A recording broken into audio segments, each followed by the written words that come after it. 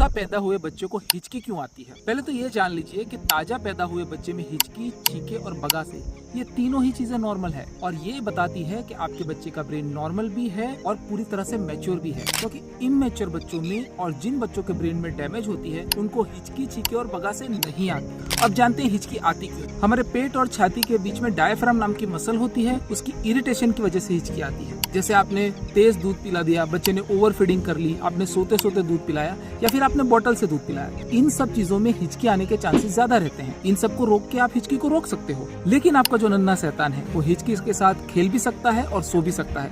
अगर वो परेशान नहीं हो रहा है तो आप क्यों हो रहे हो?